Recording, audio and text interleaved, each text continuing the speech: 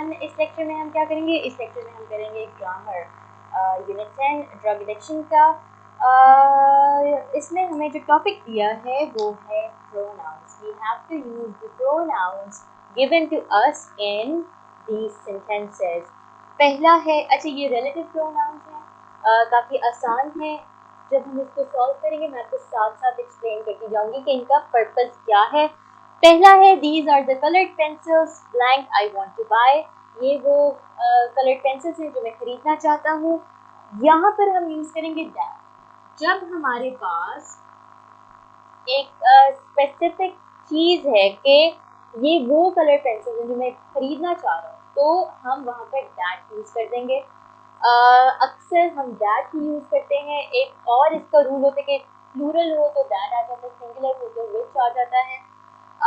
लेकिन अगर आप कंफ्यूज हो जाएं दैट ऐड कर दें, सिंपल। अच्छा, number 2, I know the woman blank child was her. मैं उस खातून को जानता हूँ जिसके बेटे को चोट लगी थी। यहाँ पर हम यूज करेंगे whose। अच्छा, whose का मतलब होता है या किसका या जिसका। ठीक है, अब जिसका बच्चा जिसके बच्चे को चोट लगी थी। अब whose में दो वर्ड्स आ जाते हैं। एक तो whose, ये हमारी है रिलेटिव प्रोनाउन। रिलेटिव प्रोनाउन जिसमें आ जाता है जिसका या जिसकी, जिस किसी की किसी चीज की जब डिस्कशन हो रही होती है। और ये हम क्वेश्चन के तौर पे भी यूज करते हैं, whose pen is this, यानी कि ये किसका पेन है। अच्छा, एक और जो वर्ड होता है वो होता है whose। इसमें ये अपॉस्ट्रोफी या कंट्रैक्शन आ जाता है दरमियान में। ठीक है, ये आप प्रोनाउन रिलेटिव प्रोनाउन के तौर पे इस्तेमाल नहीं करेंगे। इसको हम लिखेंगे, ये एक्चुअली हु इज का शॉर्ट है। ठीक है, ये क्वेश्चन जब हम कहते हैं who is your teacher, who is your brother, इस तरह का कोई सवाल होता है तो हम उसको अगर हम शॉर्ट करके बोलेंगे तो वो हुज हो जाएगा अपॉस्ट्रोफी एस के साथ। ये वाला हुज आपने नहीं लिखना। ठीक है, अच्छा ये कंफ्यूजन आपकी दूर हो गई। आगे है the old lady blank we met in the shop was Amina grandmother, यानी कि जो बूढ़ी खातून जिससे हम मिले थे वो आमिना की दुकान पर मिले थे, वो आमिना की दादी थी। यहाँ पर हम लिखेंगे हु। अच्छा, हु और हु का जो डिफरेंस है ये अक्सर लोगों को कंफ्यूज कर देता है। और मुझे ऐसा लगता है लोग बहुत ज्यादा पढ़ भी जाते हैं लेकिन उसके बावजूद हु और हु का डिफरेंस नहीं उनको समझ आता। इसमें हमने क्या करना है, आप देखें कि क्या हम इसको रिप्लेस कर सकते हैं शी या हर के साथ। इसको ऐसे कर लें, अगर आपसे पूछा जाए आप किससे मिले थे, इंग्लिश में सवाल में वैसे whom ही आएगा, लेकिन अगर आप कंफ्यूज हो रहे हैं whom did you meet और या who did you meet, अगर आपको कोई कह देता है who did you meet सही नहीं होगा। लेकिन आपने देखना है जो आपका फोकस है ना वो आपके आंसर पे है। वो आंसर क्या होगा, क्या आप कहेंगे आई मेट शी या आप कहेंगे आई मेट हर। जो सही जुमला है वो है आई मेट हर। तो जब हम whom को यानी जो आपके प्रोनाउन दरमियान में आ रही है, रिलेटिव प्रोनाउन दरमियान में आ रही है, अगर हम उसको ही और शी के साथ रिप्लेस कर सकते हैं, यानी उसकी जगह पे ही और शी को इस्तेमाल किया जाता है। अगर उसको हम ट्विस्ट कर दें वर्ड को, सेंटेंस को, तो अगर ही या शी आएगा तो आपको पता होगा कि यहाँ पर हु आएगा। अगर हिम या हर आएगा तो आपको पता होना चाहिए कि यहाँ पर whom आएगा।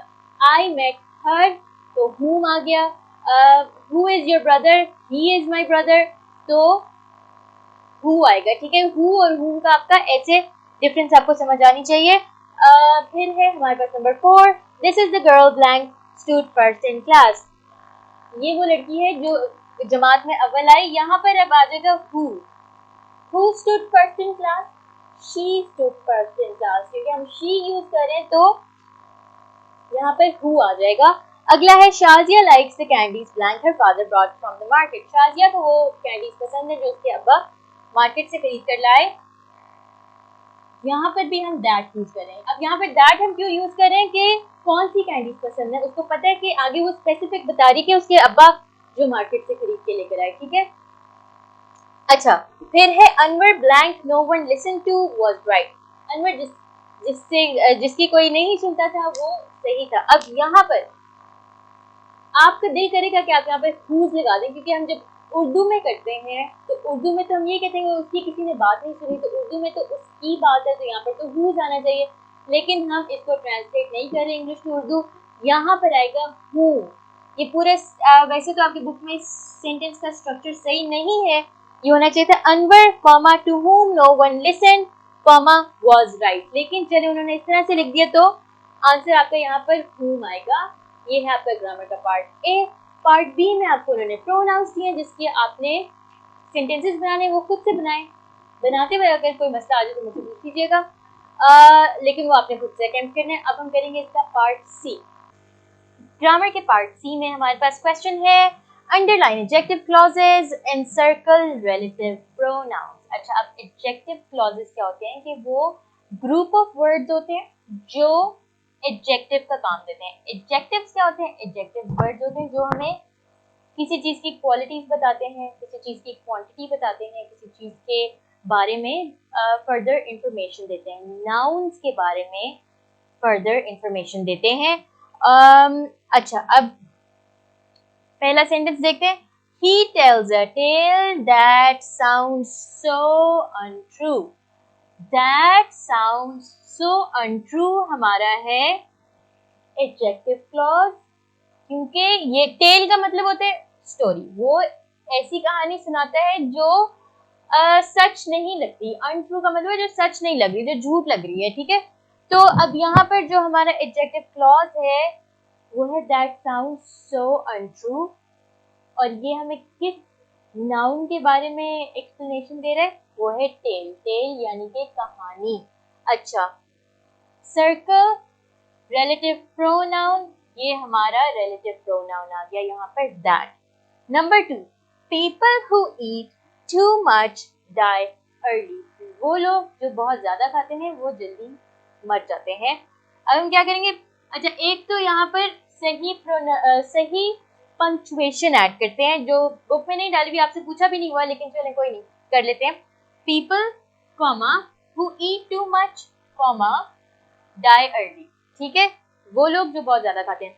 अब जो हमारा क्लॉज है, एडजेक्टिव क्लॉज है, वो है हु ईट टू मच और रिलेटिव प्रोनाउन हु। अच्छा, अगला देखें, अगले में वो कह रहे हैं I met the woman whose son had helped me। अब देखें whose आ रही है, whose आ रहा है यहाँ पे, मैं उस खातून से मिला जिसके बेटे ने मेरी मदद की थी। वुमन यहाँ पर हमारी नाउन है और adjective clause whose son had helped me, ये हमें और इंफॉर्मेशन दे रहे हैं नाउन के बारे में, और इंफॉर्मेशन दे रहे हैं वुमन के बारे में कि उसकी क्या रेलेवेंस है, वो किस तरह से इस सिचुएशन में मुतालिका एक शख्स है, कैसे उसका ताल्लुक है इस बात से कि मैं क्यों ये चीज़ इम्पोर्टेंट है कि वो किस वुमन से मिला, किस औरत से मिला, वो उस औरत से मिला जिसके बेटे ने उसकी मदद की थी। और जो हमारा रिलेटिव प्रोनाउन है वो है whose, जिसका, ठीक है। Number 4, he is the man whom we all respect। अब whom आ गया यहाँ पर, ठीक है। ये वो शख्स है, ये वो आदमी है जिसकी हम सब इज्जत करते हैं। अब अगेन जैसे पहले मैंने आपको बताया था we respect him आएगा, him आ रहा है तो यहाँ पर whom आ रहा है, कहाँ आ रहा है? यहाँ आ रहा है, ठीक है। अच्छा, अब इसमें जो हमारा एडजेक्टिव क्लॉज है वो है whom we all respect, relative pronoun है whom। अच्छा, आगे हमारे पास है I have an urgent piece of work which I must do। मेरा एक बहुत ज़रूरी काम है जो मुझे करना चाहिए, जो मुझे करना है। अब यहाँ पर which आ रहा है, एक काम है, an urgent piece of work, हमने which इस्तेमाल कर दिया है। और दूसरा क्योंकि हमें स्पेसिफिक नहीं किया हुआ कि कौन सा काम है, तो भी हमने which यूज़ कर लिया, तो ठीक हो गया। अच्छा, अब यहाँ पर जो हमारा एक तो हमारी एडजेक्टिव यहाँ पर आ रही है वो है अर्जेंट, लेकिन उन्होंने हमें एडजेक्टिव अंडरलाइन करने के लिए नहीं कहा, उन्होंने कहा एडजेक्टिव क्लॉज को अंडरलाइन करें। तो यहाँ पर एडजेक्टिव क्लॉज हमारा है which I must do। ये हमें बता रहा है कि जी काम जो है वो इतना ज़रूरी है कि वो मुझे करना चाहिए, मुझे करना होगा। फिर हमारे पास है रिलेटिव प्रोनाउन जो कि है which, ठीक हो गया। ये आपका पार्ट सी इसके बाद उन्होंने हमें एक पार्ट डी भी दिया हुआ है, वो भी कर लेते हैं। ग्रामर का पार्ट डी जो हमारे पास है उसमें है supply suitable adjective clauses.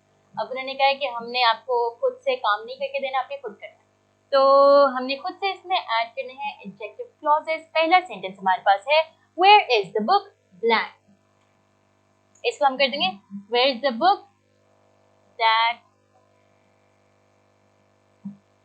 You were reading